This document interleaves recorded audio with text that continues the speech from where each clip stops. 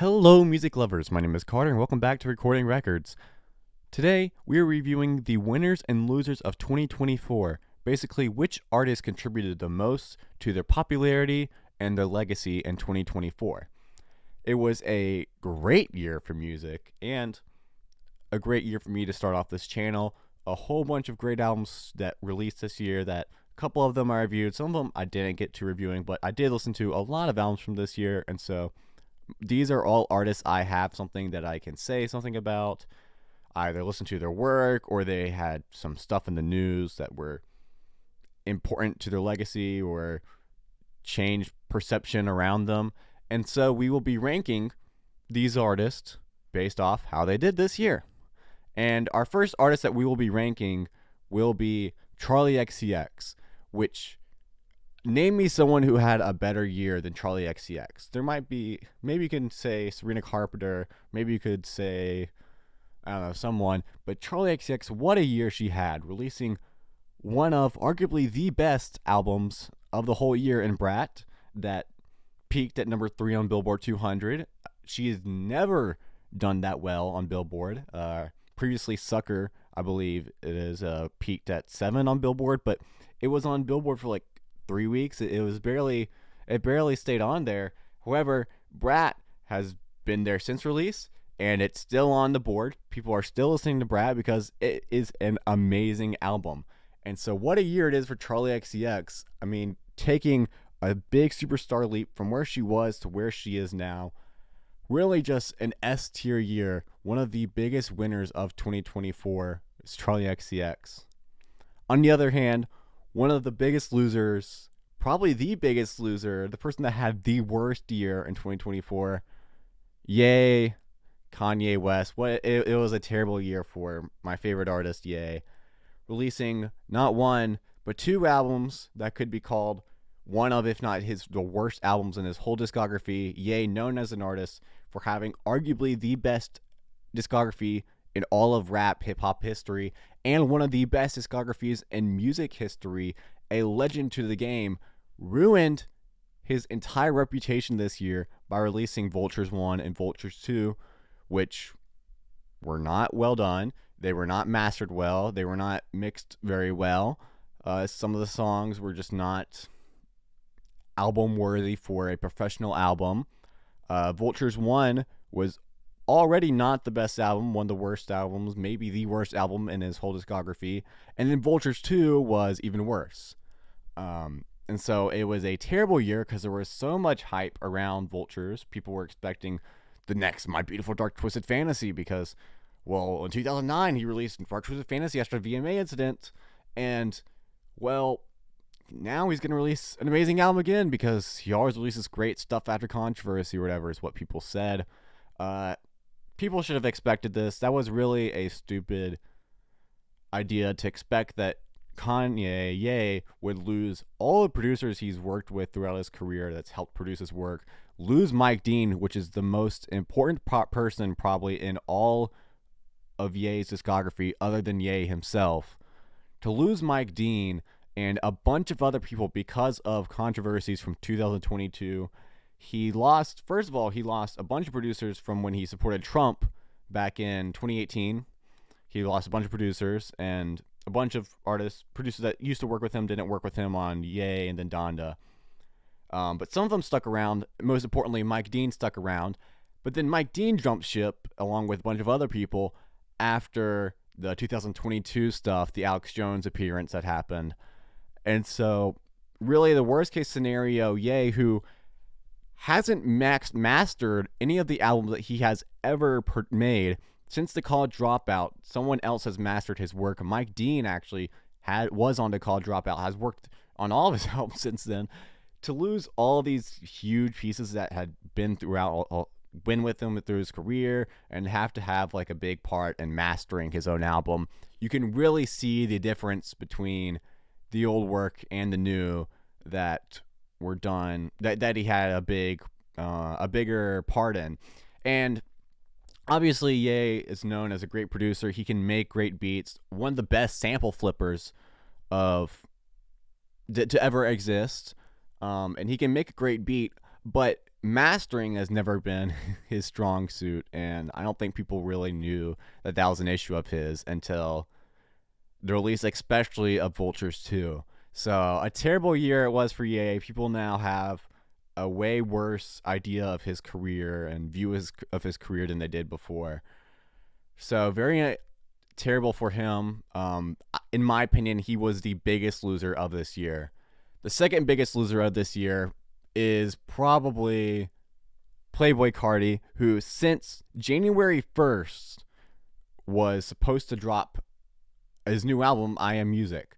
January 1st, 2024, Kanye posts to his story a video of some guy saying, Carti, Rocky, I think it was A$AP Rocky, Carti, Rocky, dropping today. And people were like, oh, Carti's going to drop. And everyone was expecting Carti to drop the whole 2024.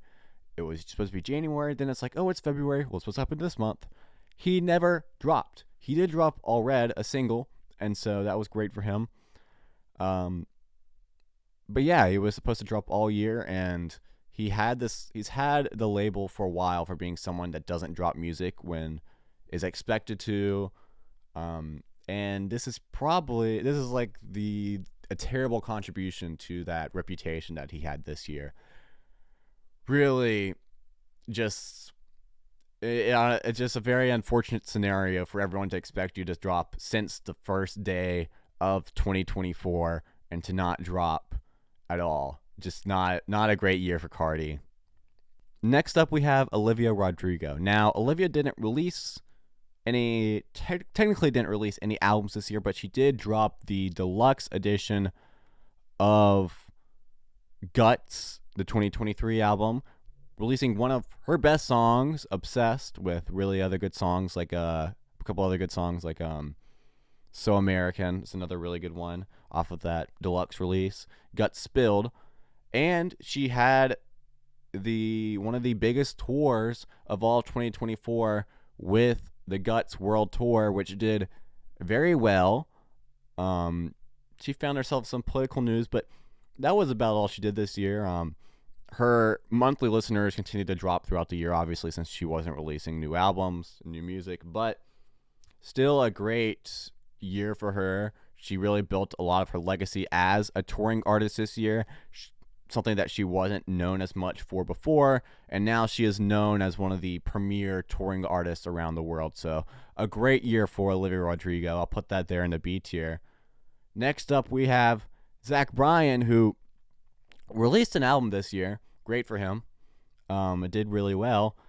But the main thing that people will remember him for this year was his girlfriend, longtime girlfriend. I don't remember what her actual name is, so I'm just going to call her Brianna Chicken Fry because that's what people call her. I don't know her actual name.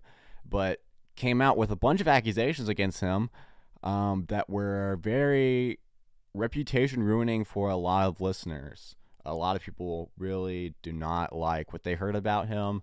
I don't know the validity of what was said, but it definitely did take an effect upon his fan base and people that previously listened to him. Some of them now don't listen to him anymore because of what happened. And so I'm going to put him there in the D tier. Next up, we have 3 Days Grace. They haven't released really anything this year. I think they might have released a single. I'm not sure.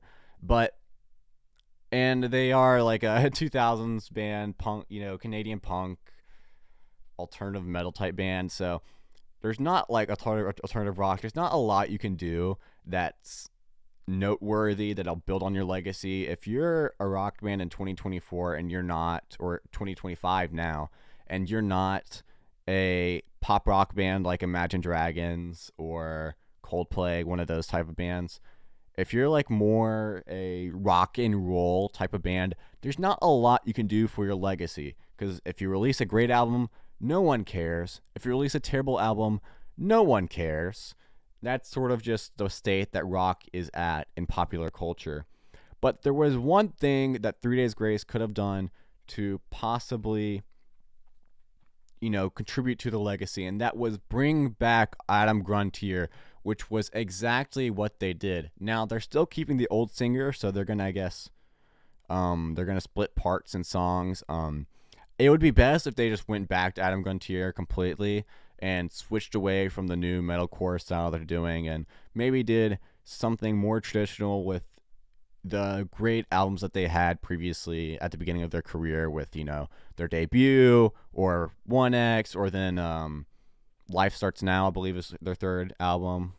If they go back to that sort of style of music now that Adam Grande is back, that would be the best thing they could do for their, their whole career as a band. So not a lot of great things they can do. They can't really have like an S tier year. They can't be one of the biggest winners of 2024 because they are a rock band in 2024. But this was the happiest I was of any news all year was when I heard that Adam Grande was coming back to 3 Days Grace, which is one of my favorite bands ever. And speaking of great years in 2024, arguably the best year of any artist in 2024 was Sabrina Carpenter's. What a year it was for her to hit new heights with Short and Sweet, to hit new heights with Espresso, with Please, Please, Please, to put herself on the map, not as just an artist that people listen to and know for a couple songs like Nonsense and the controversies with Olivia Rodrigo, not just, an artist that people know, but to become one of the biggest artists in the world, a new height that she has never reached before, to tour across the world, to become a premier touring artist, one of the premier touring artists in the world. What a year. And to open up for the legend of Taylor Swift, one of the biggest artists to ever exist. It was an amazing year for Sabrina Carpenter. The best, probably the best year of any artist. She was probably the biggest winner of 2024, taking advantage of every opportunity that she got. Really just an amazing year for her. Next up, we have Taylor Swift, who released the Tortured Poets Department this year, as well as the Tortured Poets Department Anthology, the deluxe edition of her album, which did extremely well on the Billboard chart, staying atop number one for months, for weeks and weeks and weeks. What was months? A lot of that has to do with the fact that there were like 30 songs on the deluxe edition, so the album performed better on charts than it really did. But she also was, according to Spotify, the most streamed artist of 2024. And so it was a great year for Taylor Swift. However, she already was on top of the world before the release of the album. It was a highly anticipated album, and it wasn't one of the best albums of her discography. It wasn't the best one. She has made better albums before, and a lot of people didn't like this album as much as some of her older work. So this wasn't the best contribution to her career, to her legacy. Despite the success that she had in performance, it still wasn't, it still wasn't the best year for her career that she's had. And certainly the gap that she had between her popularity and other artists' popularity definitely closed this year. It definitely shortened this year. She also did wrap up the Eras tour this year, which was, will be remembered in history as one of the most successful and biggest tours to ever exist. I think some people say it is the most. I'm not familiar with what the numbers are, so I'm not going to comment. I'm not going to make that statement just because I'm not certain. But it still was an amazing year for her. I can't put it in the S tier because she didn't increase her career. She didn't make her career better or increase her legacy, the strength of her legacy in the same way that Sabrina Carpenter or Charli XCX did this year. Despite the fact that I don't think that the gap between Short and Sweet, Sabrina Carpenter's album, and Tortured Poets Department's album was very much. Actually, there wasn't much of a gap at all. It is still, she didn't contribute to her legacy in the same way that those artists did. And so I'm not going to put her quite up there with those artists. However, still a great year for Taylor Swift.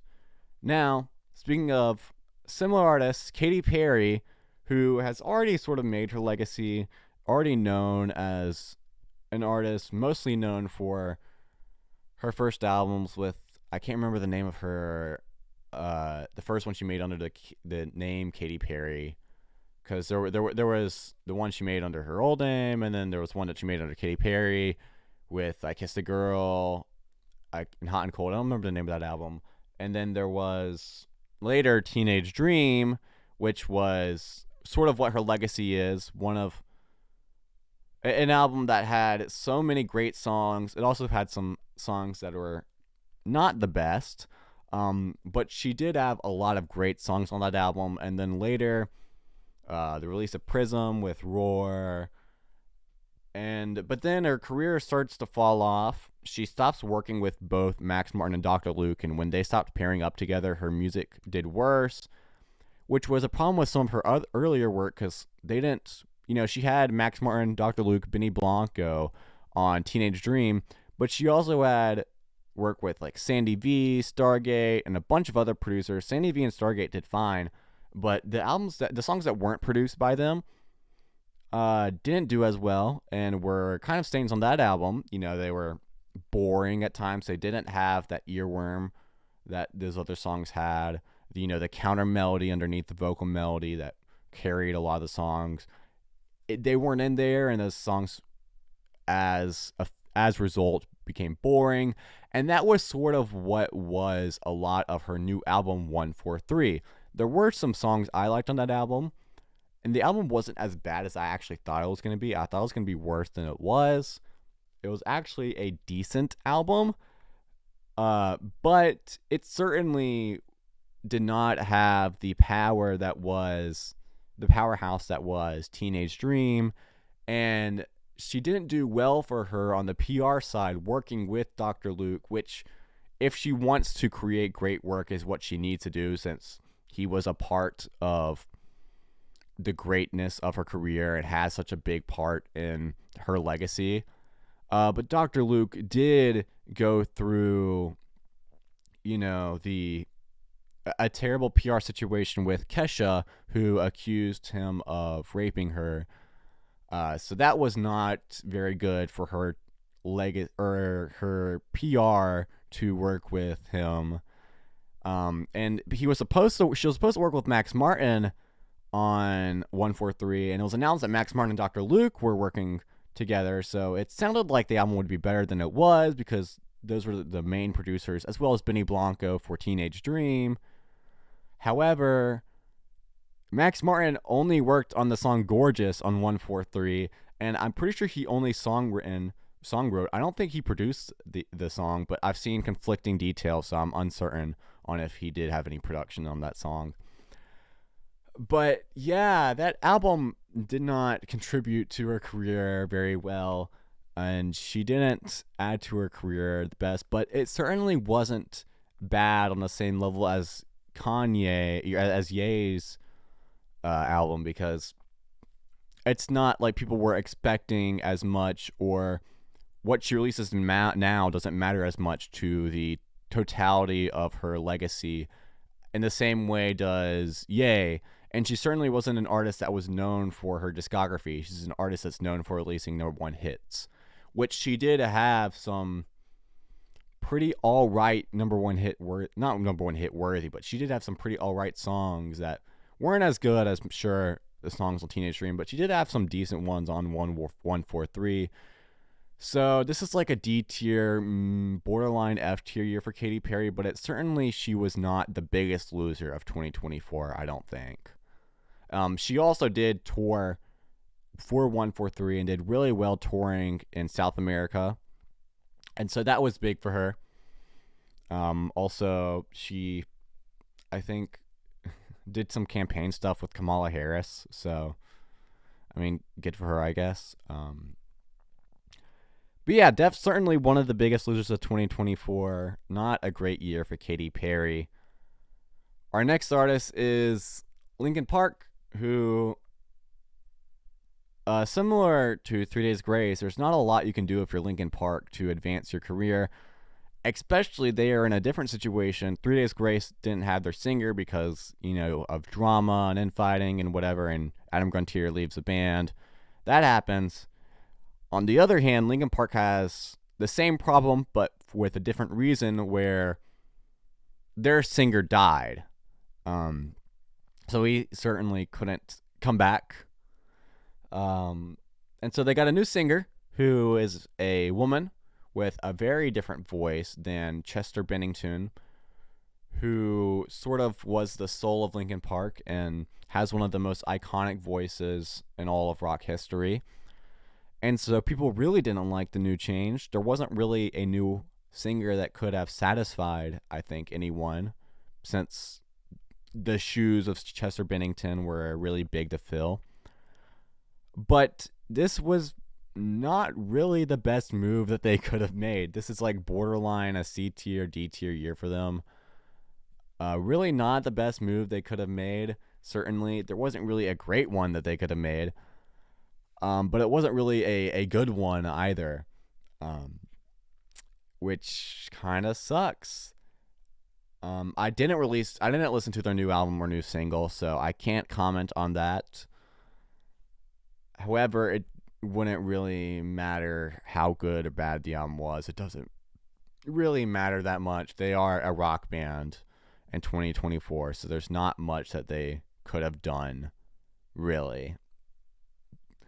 Next up, we have Lil Uzi Vert, who released Eternal Take 2, which I didn't listen to. I did listen to the song Big Time Rush on there because I saw that Lil Uzi made a song with Big Time Rush. I'm like, I gotta listen to that. It was not a good song. It was not a very great song. And as far as I've been told, the perception on that album is that it is genuinely terrible. And so it was not a great year for Lil Uzi Vert, who had a pretty decent, legacy for his discography, and this was not a great contribution to it. So a really bad year for Lil Uzi Vert, one of the biggest losers of 2024. Speaking of losers of 2024, Lana Del Rey was supposed to release what was Lasso. She was expected to release Lasso. Since the start of the year, it was supposed to release sometime 2024, and it didn't release. And that's not a problem with me, myself. I don't care if artists delay releases. I would rather wait on a release than release an album before it should be released, like it was in the case of Ye. That's not what you want, and so that certainly doesn't bother me, but it does bother the fans, and it does do damage to your reputation as an artist when you're expected to release and you don't. And so it wasn't a great year for Lana. But she did get married. Congratulations to her. Actually, it was probably a better year for her than it was Katy Perry, I guess. Probably, I would say it was a better year for her than Katy Perry. Even though Katy Perry released, she did more damage to her reputation than she did good to her reputation and her legacy.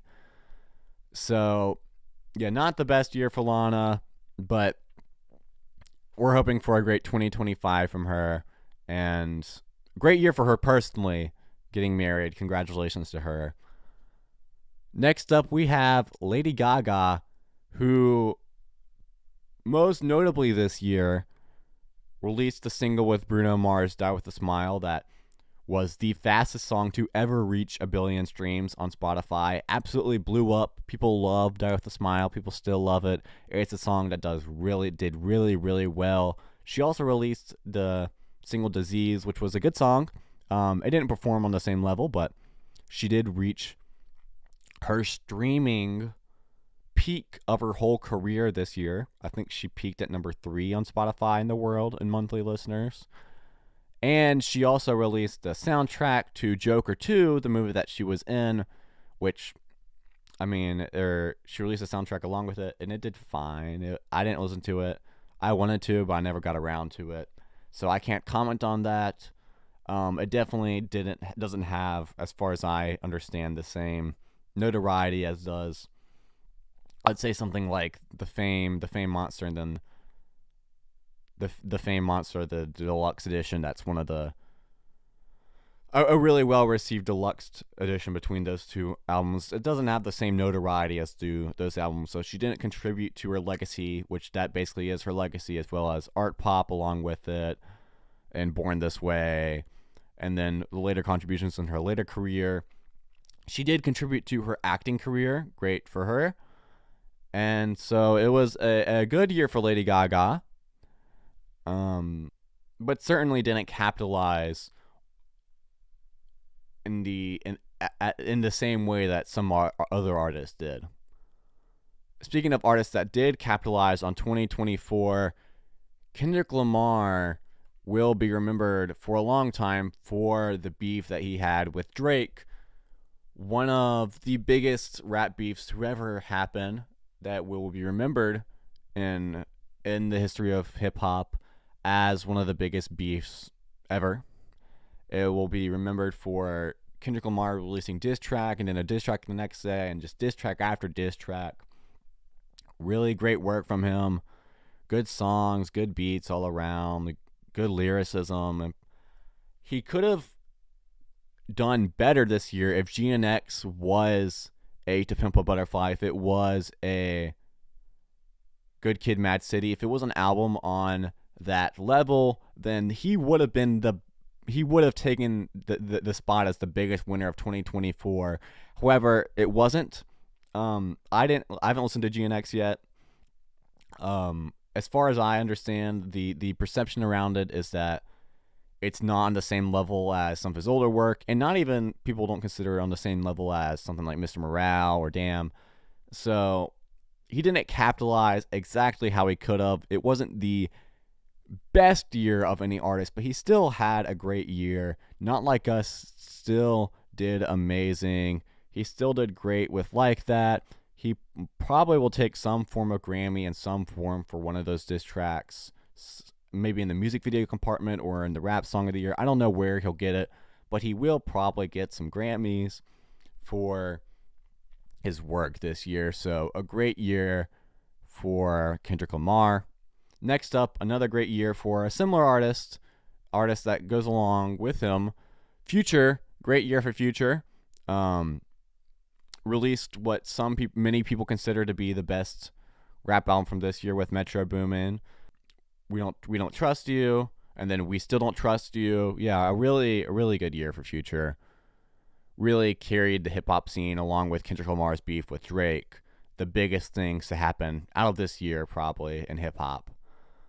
Next up, we have the Foo Fighters, who didn't really do anything this year, but Dave Grohl got accused apparently of I think having a mistress while he had a wife and having an affair or something that really shouldn't matter to the music world, but people figured out about it. And Dave Grohl is known for his character. A lot of people knew him for his character as a really great guy, so that really didn't contribute well to the band's reputation. It did do negative to the reputation. I just wanted to include that on here because it was a noteworthy event of 2024 that deserved to be talked about within the music legacy of 2024 because it was a big story, certainly. So yeah, that happened. Next up, we have Dua Lipa, who released a new album this year, Radical Optimism. I did listen to it. I didn't release the review. I haven't recorded the review for it yet, but I did listen to it. And it wasn't the best pop album of 2024 or the best album of 2024. There were high anticipations for it because previously with her old work,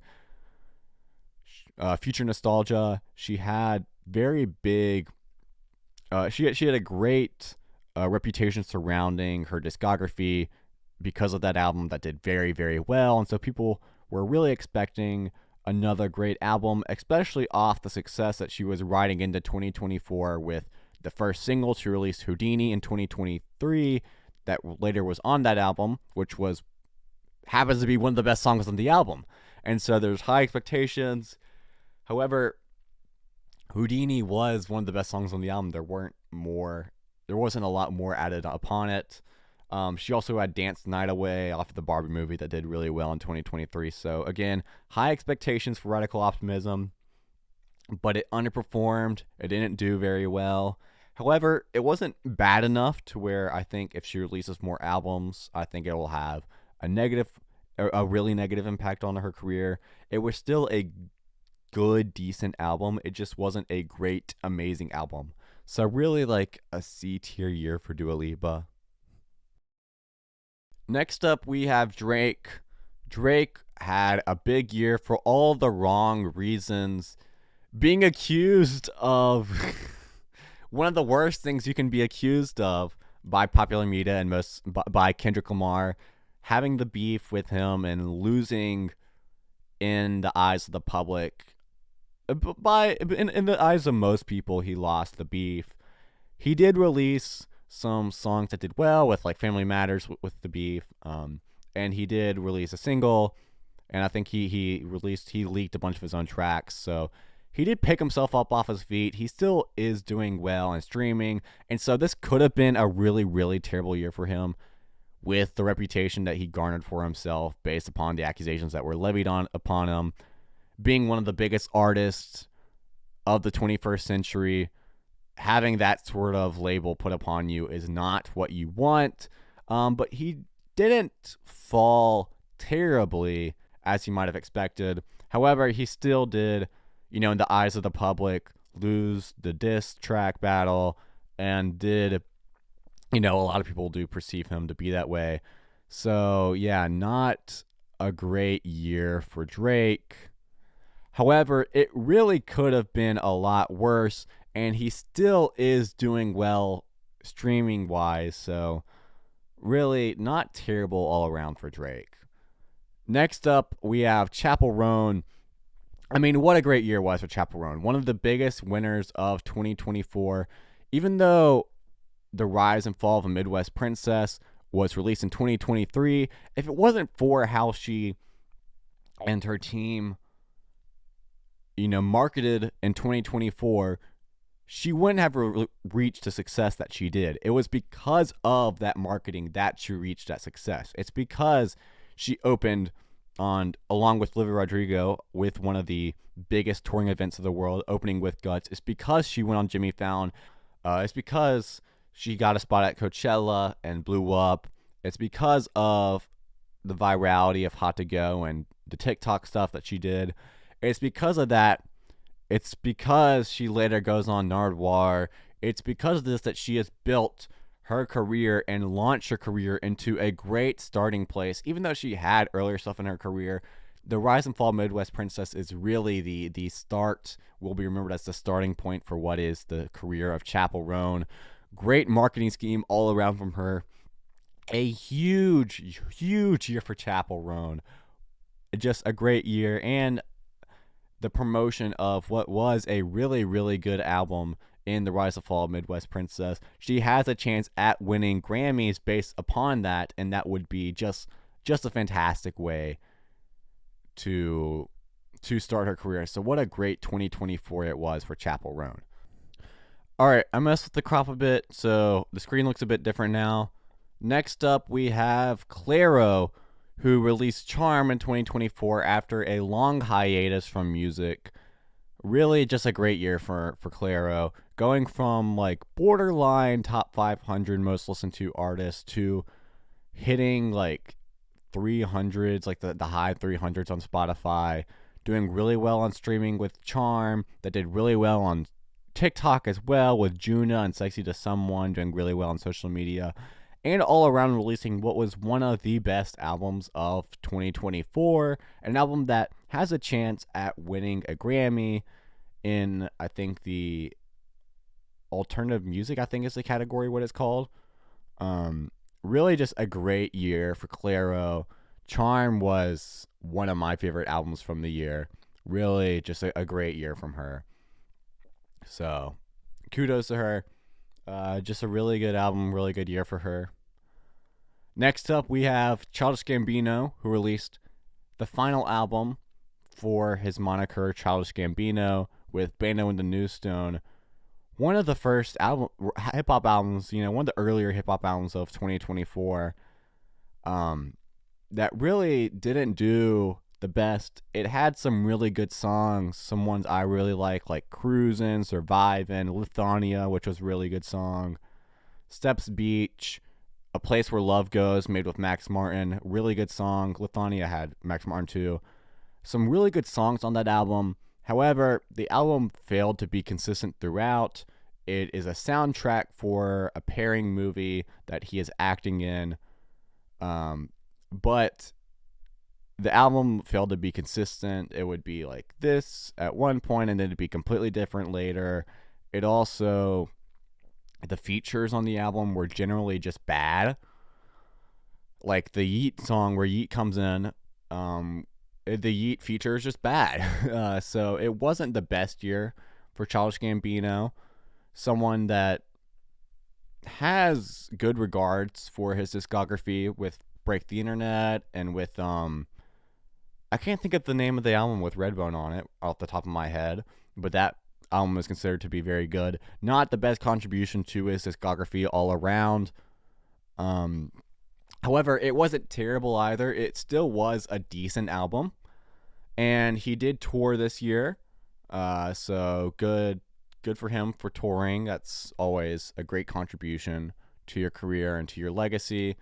So all around, a pretty okay year. He didn't do a lot to improve, and he didn't do much to, make his career worse. So all around, just kind of a mid-year for Bruno Mars, for Childish Gambino.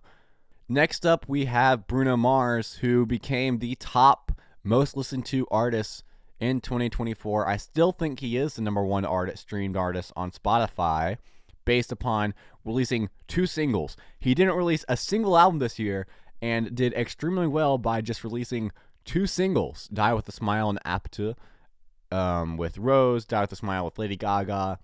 Not really a great contribution to his legacy because there wasn't an album added to his legacy. And I think Apatu has less of a chance of staying on his legacy. Die With a Smile has more of a chance of staying with his legacy.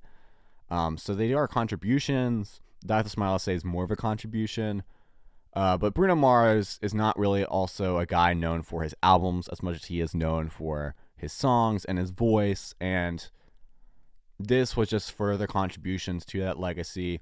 And just a huge success all around for him, streaming-wise. Huge success in performance for him this year. So really a great year for Bruno Mars. Next up, we have Ariana Grande, who released Eternal Sunshine, one of the first albums of 2024. It's one of the first big albums of 2024, Eternal Sunshine, with the production help of Max Martin. A good album, another one I listened to and didn't release the review of. I didn't record a review and edit one. But it was a good album. It wasn't an amazing album, though. It wasn't a big contribution to her legacy. However, it was a good album. It did have good songs. We Can't Be Friends, which is one of the best songs of 2024. Yes and, which did really well on social media. Really good song, funk-type song. The biggest problem with the album is it's short, and half the album is like interludes. And so it's a short album with not a lot of like standalone tracks. However, it was still a good year for her. She also was in one of the biggest movies of 2024 with Wicked, and along with Wicked comes a soundtrack.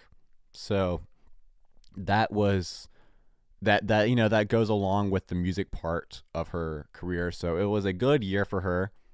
However, it wasn't an amazing year. It wasn't one of the best years. She wasn't one of the biggest winners of 2024 like a Sabrina Carpenter, like a Charli XCX, like a Chappell Roan. She didn't have that kind of year.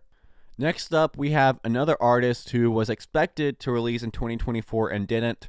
Rhianna was expected from the beginning of the year to release a new album, and she didn't release anything. However, it wasn't as bad as, let's say, Playboi Carti releasing, because she hasn't released since 2016, so she kind of already has the reputation of being an artist that doesn't release when expected to. So she didn't really add that reputation or contribute to that reputation. I mean, she contributed to the reputation in a poor way, but she didn't have a terrible contribution in the same way that some other artists had. And it's been since 2016 that she's released an album, so it's really not that big of a deal. and her legacy is sort of built upon the late 2000s and early 2010s, not really known for 2024. So not really a whole lot bad that she could have done, and not really a whole lot bad that she did for her career. Next up, we have Billie Eilish, who released one of the best albums of 2024, Hit Me Hard and Soft. All around an amazing album, on par for just the best of the best, with great songs in there like The Greatest, Wildflower, Birds of a Feather, which was, according to Spotify, the most streamed song of 2024. Apple Music called her the Artist of the Year, and she had touring this year too, and was one of the premier tour artists of 2024.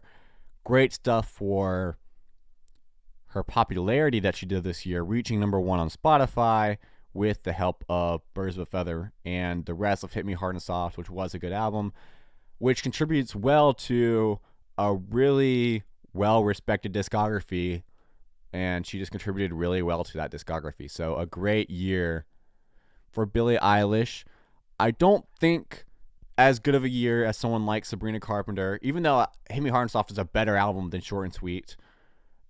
And it's on par with Brat, but she still didn't contribute on the same level as Charli XCX did, because Charli XCX went from here to here in terms of popularity and legacy, whereas Billie Eilish went from like all the way at the top, and she was already there near the top, and she just went up some, But it wasn't like the gap of contribution was the same as it was a Charli XCX, as it was a Sabrina Carpenter or Chappell Roan. So not on the same level as those artists, but still a great year for Billie Eilish in 2024. Next up, we have Magdalena Bay, who released one of the best albums of 2024 in Imaginal Disc. An amazing album, on par with The Brat, on par with Hit Me Hard and Soft, on par with the best albums of 2024. An amazing album that goes farther than how it should. I won't talk about it much more because I still want to record and release my review of Imaginal Disc. I haven't yet, so I'm not going to comment too much on the album, but it's an amazing album. Newfound success for them that they didn't have prior. However, the album didn't succeed as much as it should have.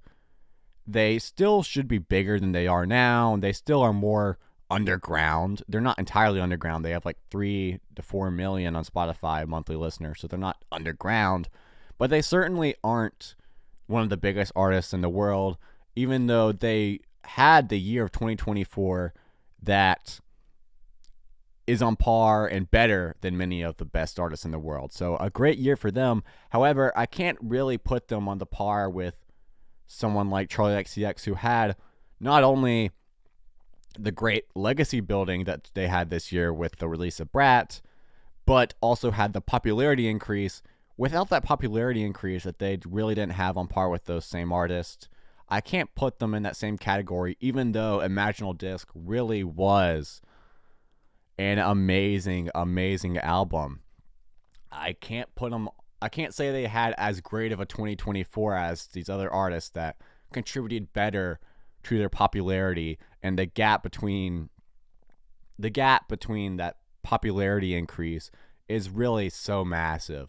They still are not one of the premier artists in the world, even though they deserve to be.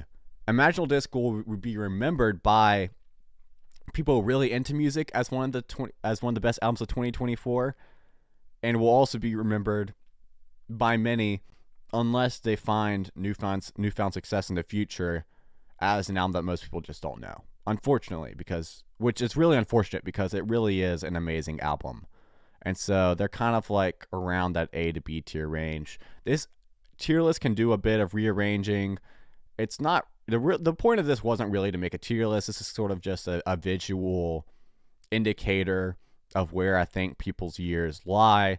But really, the most important thing is, who are the biggest winners of 2024? The biggest winners of 2024 are Sabrina Carpenter, Charli XCX, Chappell Roan, as well as Billie Eilish, Future, Kendrick Lamar.